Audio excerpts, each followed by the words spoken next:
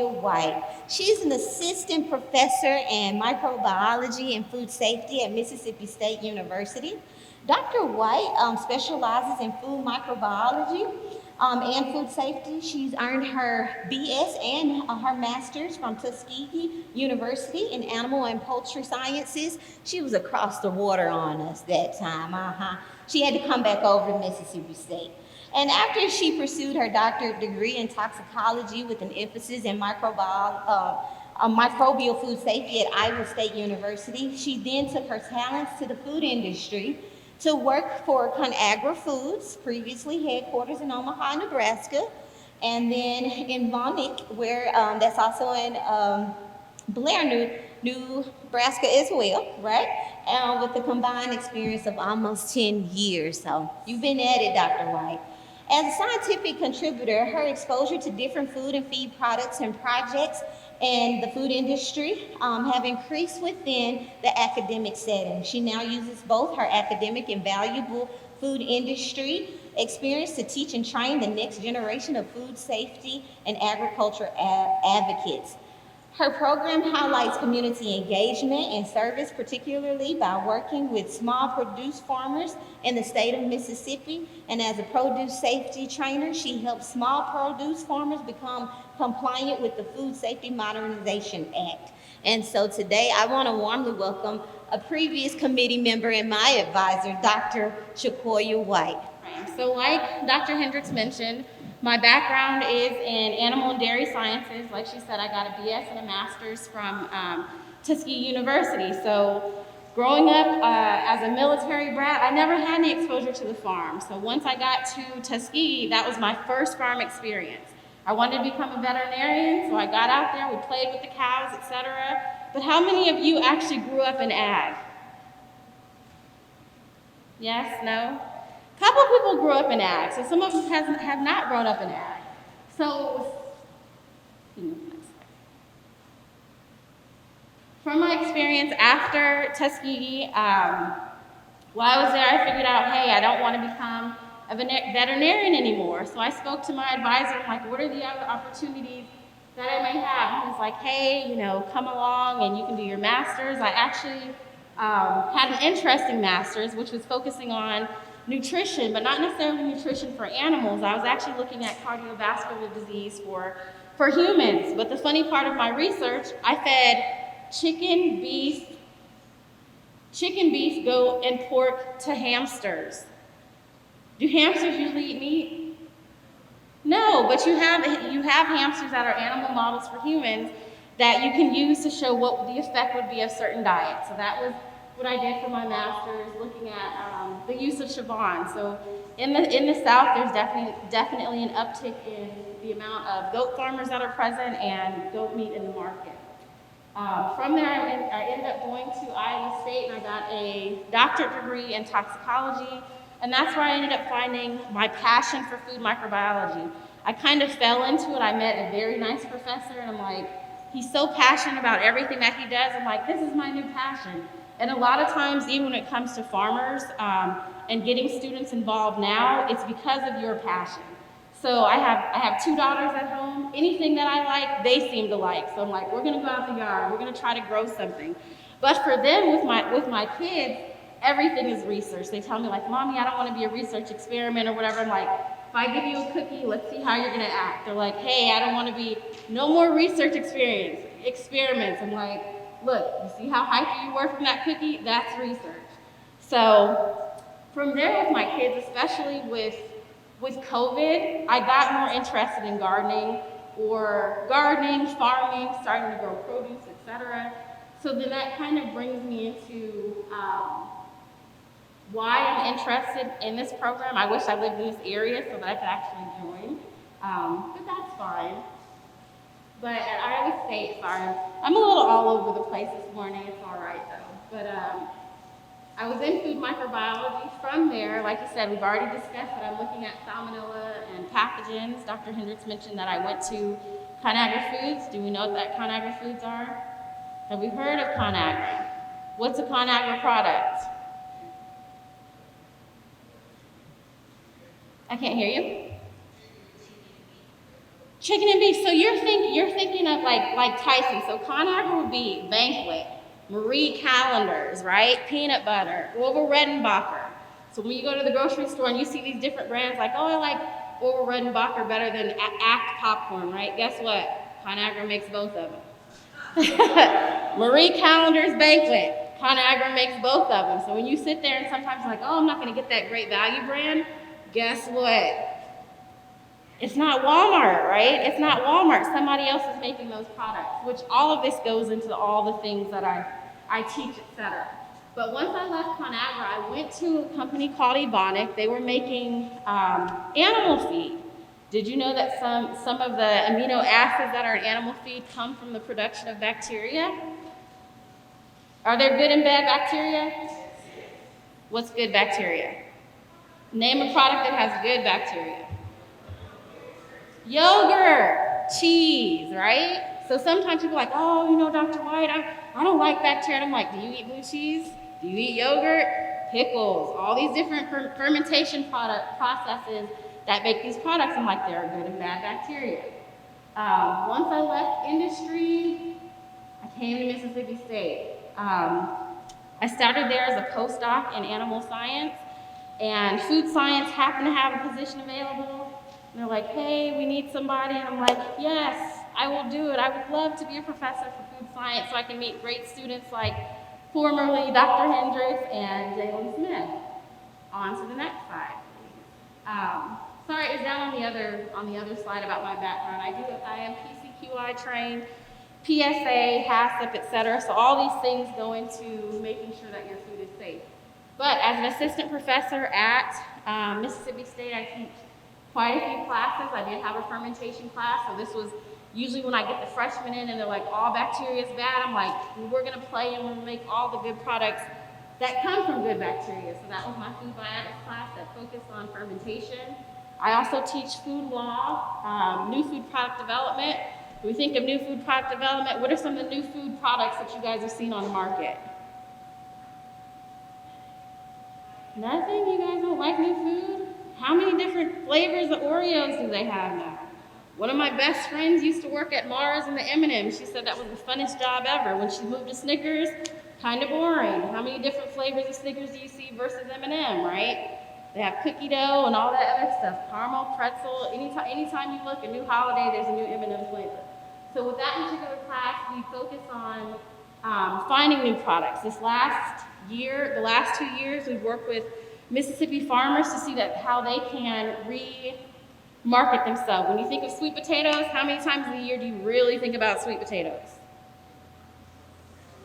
Thanksgiving, right? But there's sweet potatoes all year round, right? So some of those items that they came up were, they've made scones, they made a sweet potato creamer, they made all these different new products that could potentially be used for sweet potatoes. Because anytime you think about sweet potatoes, it's Thanksgiving and Christmas.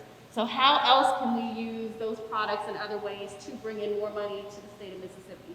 So we also do that in our classes. I also teach quality assurance, which is a course where we're focusing on processing, etc., hygiene, making sure that we have a quality product. If I'm making a product in Alabama and I make it in Alaska, I want them to taste the same no matter where they go. If you think about the Girl Scout cookies, I don't know if you've been in different regions, but you can have Thin Mints in Nebraska and Thin Mints here, and they taste totally different. So making sure that our products are quality, etc. My research interests are microorganism food pre and post harvest. So that means, you know, right when it's on the farm, I'm worried about the microorganism that may be there, and I'm also worried about them once the products have been harvested. So foodborne illness, food preservation, fermented products. I know I'm running out of time. Anyway, I put this slide in here so that all of us are thinking about either have a farm or thinking about our farms. I want us to always think about food safety in the instance of, you know, maybe from the regulations. If you're always thinking about this, then the goal is to make sure that we give a safe product to our consumers. So guiding principles for farmers, when you're working with regulations, you want to know the federal, state, and local food safety regulations. Stay abreast of what's happening with food safety. Learn who has jurisdiction over the food. In this particular, it's a little blurry here, but if there's sources of contamination, is it coming from the water? Ms. J mentioned that, how you want to have your hand washing stations, etc. Is it coming from your handlers? Is there somewhere in your process, you know, you think about your entire process, where is there an instance where one of these foodborne pathogens, whether it's Salmonella, E. coli, Listeria, where could it come into my process? I know we all heard about the latest recall of Jif peanut butter, right? So it started with Jif, there's a lot more peanut butter products. So where is the Salmonella coming from? Did it come from the farm?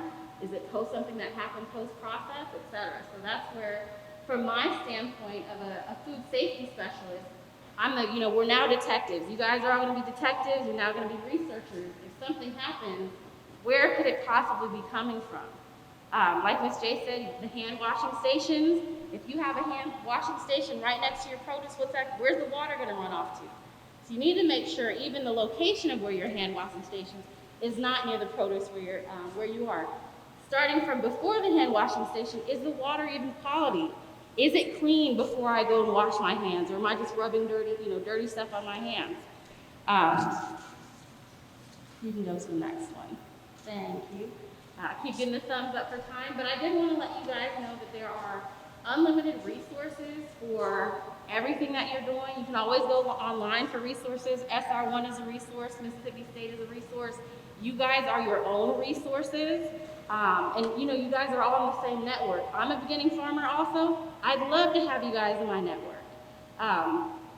The ups and downs, tribulations that I have, maybe someone knows how to solve our problem. So even though we're spaced out and everything else, like I said, everyone is in your network. We're all here trying to make sure that if we have products that they are safe for our consumers that are going to get our products. Thank you. Thank you, Dr. White. I really appreciate that. Yeah. Right, but I really want to try to focus on what she talked about right at the end. Is some of those key things where you have to be aware, even as the farmer, to know that your process is set up well so that you keep your processes and your food safe to eat. There are key things that are going on now, like getting farmers to connect to different institutions, universities and schools. How do you get connected there so that you can take your produce, the products that you're growing, to be able to serve our communities, okay? So again, thank you, Dr. White. All right, so we'll go on to our next panelist. We have Mr. Charles Chuck Lee. Mr. Charles Chuck Lee is the State Outreach Civil Rights Coordinator for Mississippi Natural Resources and Conservation Services for Mississippi. He currently serves as the chairman of Mississippi Civil Rights Committee. He's also the representative for Accessibility Review Team that's responsible for conducting handicap accessibility reviews for all leases properties at the state each year. He oversees review and ranking administration of cooperative outreach agreements. And then he's also, they're available for national funding opportunities that NRCS announces, so he helps monitor and look at those agreements as well.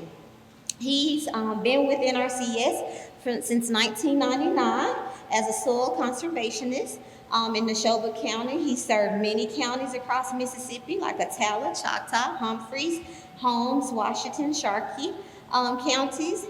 And he's done that until 2016. Then he was promoted to be the State Outreach Coordinator position, which he's currently serving in.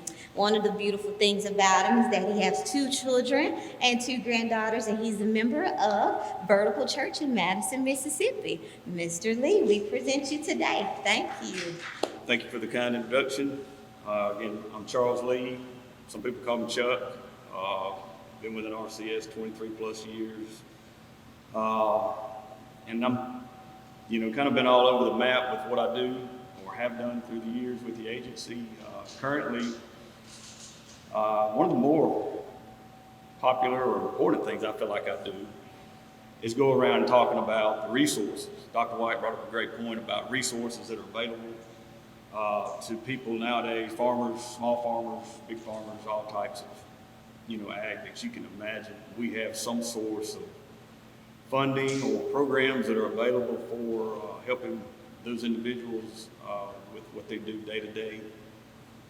One important resource, like Dr. White brought up, is yourselves. And Ms. Jones may allude to some of this later, but forming groups, cooperatives, coming together in numbers and creating an organization of some type is a great way to build your foundation for being able to reach out and help others and bring them into the loop with you. There's power in numbers. There's buying power in numbers. If you have members that are in the grazing business or produce or whatnot, when you're purchasing certain things that you need to operate with, if you're buying in bulk and things of that nature, you can get better prices, better products in some cases, and it's just a good way of getting the community involved and bringing young folks in the fold, and making sure that there's this, a future for what we do, what we're passionate about. NRCS has been around since the Dust Bowl. We used to be called the Soil Conservation Service, and we're one of the few, if not maybe the only, government agency that can take taxpayers' dollars and spend it on private land. So that's what we're here for. We're helping, maintain the soil, and just help in all different ways with production. Whether, like I said, be grazing, crops, protected soil, just different avenues that we're available for. One of the things that we do is CTA, Conservation Technical Assistance. We can come out, and if you need some help with an issue you have on your property, you would come visit one of our local field offices, which we have one in almost every county in Mississippi. So you would come in, visit, kind of tell us what's going on your place, and we would send out one of our technicians, soil conservationists, or potentially some of our professionals, whether it's an agronomist, soil scientist, or whatnot, to evaluate what's going on your property and give you the science-based technology that it takes to address that issue.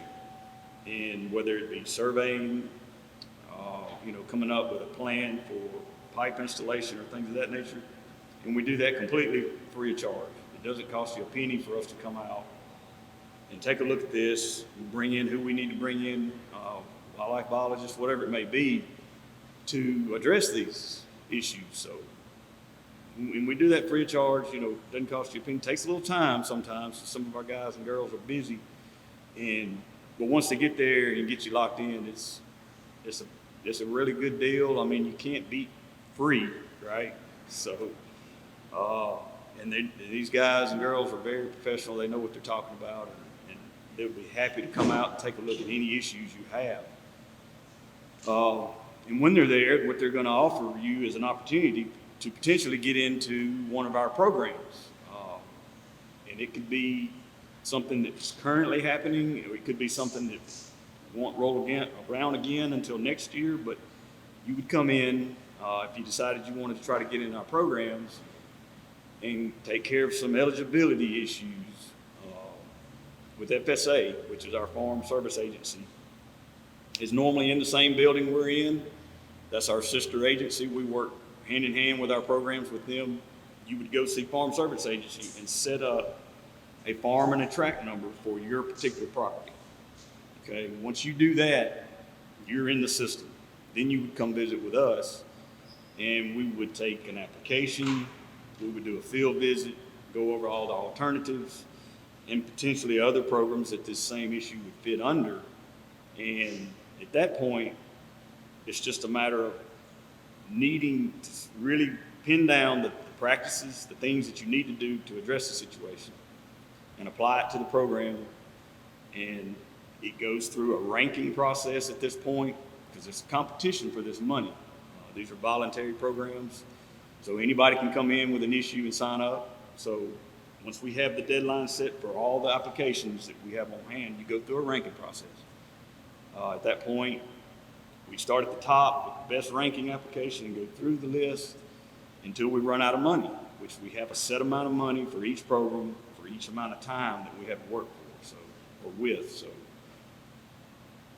if you do not get in that particular that cutoff, then we usually receive more funds later in the year, and then we start with where we left off and continue down the list. So if you don't get in on the first cut, don't worry about it. More than likely, we're going to get more funds, and then we can put you in there hopefully later in the year. But these programs are set to offset the initial cost of some of these practices. It doesn't pay 100% of any of them.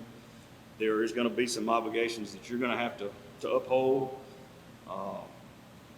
There is an option in these programs to take what we call an advance payment, meaning you have a set amount of dollars per practice, and you go out and shop around and find what you need, supplies or whatnot, or a contractor to do it.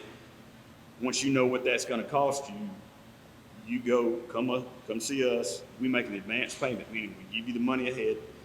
You go work with your contractor, get the supplies, get the practice done, and you got the funds to work with. Sometimes there's a remaining balance that you're going to be responsible for after we've given and paid for what's written in the contract. Now, the thing about an advance payment is there's a more stringent time frame to work with.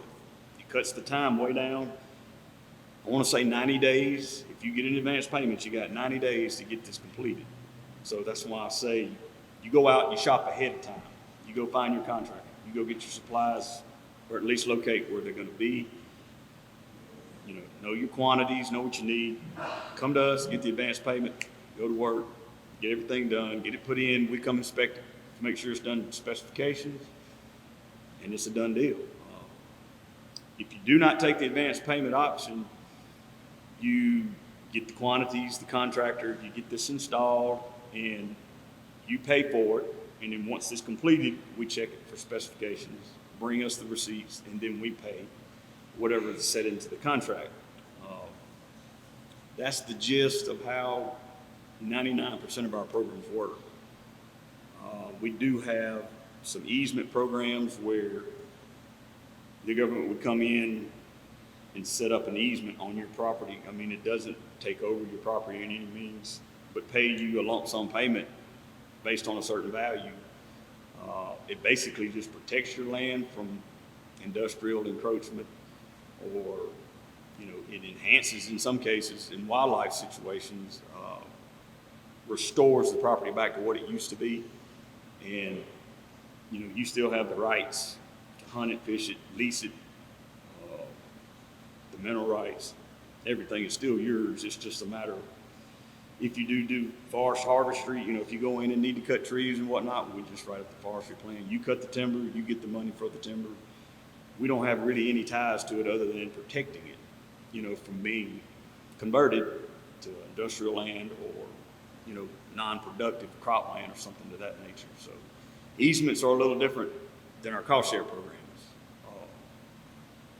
And again, these programs are set up for, offsetting any kind of mandatory rules or regs, sometimes that come down from EPA or, DEQ, sometimes, especially in the confined animal feeding business. Chicken farmers, dairy farmers all have stringent rules they have to follow. And anytime something's set by law that is mandatory for farmers to install or build, we usually incorporate those things into our cost share programs to help offset that. So those are some of the things that we do. Beginning farmers, what we call historically underserved clientele, which could be anything from limited resource, socially disadvantaged, beginning farmer, ranchers, veteran farmers, all have a category of pay in our programs that is a higher rate of pay versus the normal farmer, the historically established farmer. They get a base rate to pay for these certain practices. HU category gets a higher pay, a rate of pay, somewhere in the neighborhood of 90%. But the thing about, yes ma'am, hurry up a little bit, okay. I could talk all day, but our HU category is one of the bigger funding pools. Last year, for instance, just in the beginning farmer category, We had 648 obligated contracts across the state. We put conservation down on almost 38,000 acres and spent in the neighborhood of $14 million just for beginning farmers last year. Limited resource farmers, somewhere in the neighborhood of 2,500 acres, and spent close to $1 million just on limited resource. Socially disadvantaged, we spent around $8 million last year, on about 17,000 acres of land. So it's probably the biggest category of funding that we have within the state that's sort of a standalone category. So HU, socially disadvantaged, limited resource farming is the biggest push we've had in years with the programs we carry. There's just so many opportunities out there that I wish everybody knew about. It's amazing to me. I go and talk, and I meet so many people that never heard of us before, and it's just crazy to me. The word's not out there because we do so much. We try to give away as much money as we possibly can. That's just a fact. And I enjoy it. That is part of my job, and I'll be honest with you, if they're going to send me more, if I spend more, I'm going to keep getting more. So I'm making sure that it's getting to the people. Yes, sir. You got a question? I'm sorry. I couldn't hear you. We do have a website. Yes, it's www. I'll tell you what, here's the best website. It's farmers.gov, farmers.gov. That website alone has more information about all of our agencies, all of the programs within these agencies, and the different categories and practices and things that are available. So farmers.gov is where I would start. I think I'm going to hold up right there. So I think we're going to hold questions to the end. Is that correct? So I'll be around. I'm going to be right over here with Ms. Jones. So y'all come see me if you need something. Thank you. Thanks again, Mr. Chuck. We really appreciate that. And again, we're taking notes of your questions that you have, so we'll get those resources out to you so you can learn more about those programs. And again, it's key. You have two already that have talked about the importance of networking and those resources. A lot of times it's that lack of knowledge that we don't understand or we don't know or we perish, right? So we want to make sure that you as our participants are aware of the resources that we have available, the experts that can get you in the right hands or steer you in the right direction so that you can continue to grow your business. Now for our last but not least panelist today, we have Miss Carolyn Jones. She's the Chief Executive Officer of Mississippi Minority Farmers Alliance. I have to give recognition to her sweet better half, I won't say better half, Mr. Chris Jones as well. But they both work with the community-based nonprofit organization established by a group of Black farmers who saw a need within their community to come together to preserve their community and legacy of Black farmers. She's worked with new and beginning farmers, socially disadvantaged, limited resource, veteran farmers and ranchers, and local communities on issues of sustainability and diversification. Environmentally friendly farming, land retention, succession planning, heirs property management, and so much more. She has a wealth of knowledge, you all. She's received her bachelor's degree in paralegal studies from Mississippi University for Women and has over 20 years of experience as a corporate paralegal. Although she has worked in corporate America, her love has always been in where? Farming and community development. And she and her husband, Mr. Chris, and veteran farmers have been engaged in farming since 1976. They have 200 acres of beef cattle in the northeast Mississippi, Oklahoma area to be exact. And they have been working and been very vocal and outspoken in their quest to ensure that Black farmers in their communities have the same opportunities as farmers in their communities. So they're going all across the state, beyond the state, to serve our farmers of color and advocating for them and making sure that they have the proper resources. There is so much more to her biography, but I'm gonna wait and let her give you all of that detail. We warmly welcome Ms. Carolyn Jones today. Thank you for being with us. Good morning, everyone. Wow. After you two, I don't even know where to start. I guess I'll do the grassroots side of it. since we're working daily with farmers, I'll just basically give you a little information about the types of programs that we have going with Mississippi minority farmers. We're located in Northeast Mississippi. We operate in 10 counties providing training and technical assistance to socially disadvantaged farmers and ranchers and Black farmers and ranchers in that area. However, we do partner with other organizations all across Mississippi and even into other states to provide training, technical assistance, and knowledge to our farmers and our farming communities. We have, excuse me, we have a very robust youth ag program. My husband and I, and a lot of the farmers that are in our organization, are older farmers. And we recognize the need to bring our young youth, our children, into the farming arena. A lot of the schools in our communities, in communities with people that look like us, do not have access to ag education. In our area, when the elected officials of Mississippi declared that our schools were underperforming and came in and took over our schools, depleting our schools of the limited resources that they had, then released those schools back to the communities with even less money than they had before. That forced those schools to cut some of the programs. And one of the programs that was cut in most of those schools was ag education. Future Farmers of America is what was providing ag education to our students. So we partnered with Mississippi State Extension, and we chartered our own 4-H group to provide that ag education for our students. We now provide ag education in 4 schools in Northeast Mississippi.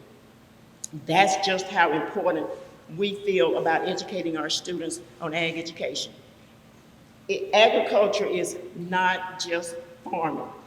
We're in a rural state. Mississippi is rural. Agriculture affects every part of your life, every part of your community. Our farmers are in the community, and our farmers are the communities. So if our farmers aren't producing, if our farmers aren't being able to sell their produce, then the community is going to hurt. The community is going to suffer financially. So that's why it was very important for us to have our youth ag program.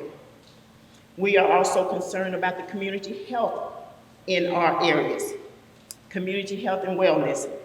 When COVID hit, our organization offered up our building to serve as a, I know it sounds kind of morbid, but as a location to where families could have a repast for their loved ones. Within 2 months, we had a total of 15 repasses at our location. So that's 15 community family members that we lost. We were very concerned about the loss in our communities of those community members and of our loved ones, and the lack that we felt of the medical care that was needed for those people who were sick and who had contracted COVID. We understand all communities were affected by COVID, but it just seems like when anything hits in our communities, it hits us so much harder. So we partnered with a group of doctors and nurses and other healthcare providers, and we became the first community-based vaccination site in our area. And through that partnership, over 2,100 community members were vaccinated. We are still operating that vaccination site. One of the other things that we do with that group is we conduct health fairs. We have our farmers to bring out their produce. We have a health fair, and we also have a farmers market. We get the youth involved. We get our senior citizens involved. We get our churches involved. We get our schools involved. Because remember, you can grow all you want to grow, but you gotta have somebody to purchase it.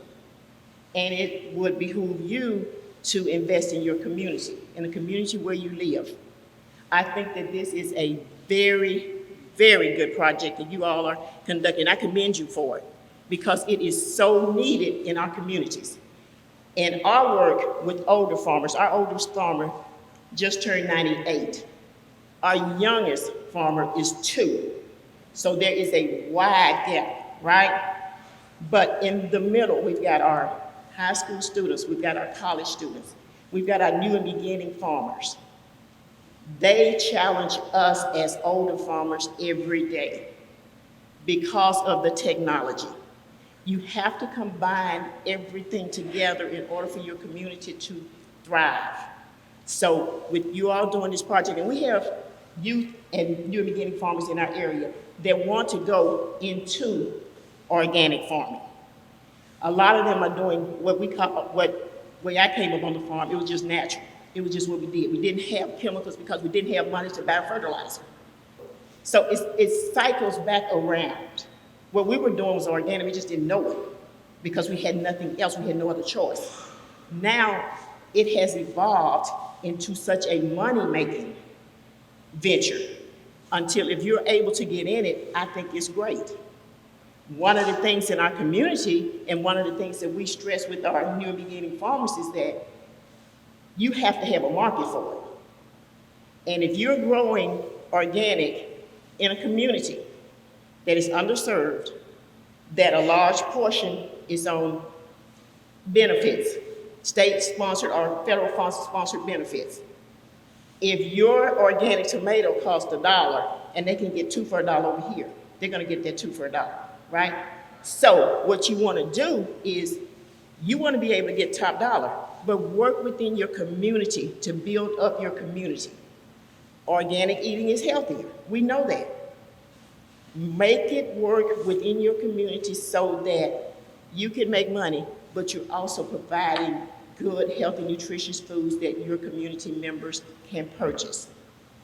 One of the things that I would ask you all of those of you who are a part of this project, stay in touch with each other.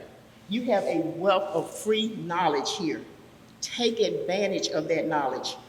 But more importantly, stay in touch with each other. Learn everything that you can. Pool your resources. Incorporate if you have to. Form groups. And then you be the teachers and you go out in the community and you teach what you have learned. That is what will grow your business and your communities. So I again say to you, form that network. There are a lot of you here, you've got a lot to learn, but you already know a lot of it too, because you would not have been here if you didn't. So never sell yourself short. You can do anything that you want to do, but you need to take advantage of all of the knowledge to help you not make a lot of mistakes that a lot of us make because we didn't have the opportunities that you all have. Anytime that you have an opportunity to better yourself, you better yourself. But take that knowledge back into your community. Reach back and work to help someone else, especially our young babies. Our children, a lot of them are raising themselves. It's okay if you're a successful organic farmer over here, natural farmer over here, it does not matter. It's okay. But if the community around you where you're living is falling apart, or if you're afraid to walk out of your house, you're afraid of being shot, then what really have you accomplished? Get in the mindset that we are our brother's keeper. Make sure that when we work to lift ourselves up, we lift everybody else up with us, because that's how we will grow as a community. And I know that this is not, I'm not even what I was supposed to be talking about, but when I get the opportunity to talk to so many young people like you guys are, it warms my heart. And it makes me feel so good to see that this is a young team. This is a young team that's bringing this together. It's not a lot of older farmers like us. And as she said, we've been farming since the 70s. So we've seen it all. But if there's anything that we can do, Mississippi Minority Farmers is located in Northeast Mississippi. Our doors are open to anybody. We will answer your phone call. We have a group of, our team consists of retired USDA officials. We try to surround ourselves with knowledge. And as Chuck said, we partner with NRCS. When we have new and beginning farmers, you know what the first thing that we do with them? We introduce them to all of the federal taxpayer programs that are available to them so that they can start with the free assistance.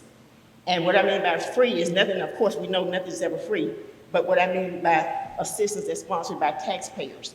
And never, ever, ever lose sight that you are a taxpayer. You're just using your money. Your money is just recycling, okay? Because a lot of people will say, well, we got to give this over here, we got to give our money over here. Always remember, you're a part of that we. So utilize your tax dollars to grow your businesses, to grow your communities.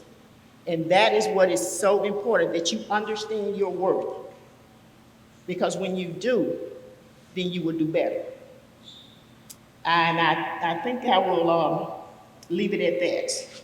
I've got a lot of other stuff that we do, but I don't think it'll be enough time. How about that? So I'll just leave it there. But again, I commend each one of you for taking this step. This is a huge step, but it's going to better your life, it's going to better your community, it's going to better your family. So again, get all of the knowledge that you can, pool your resources, and come together as a group. There is power in numbers. Thank you.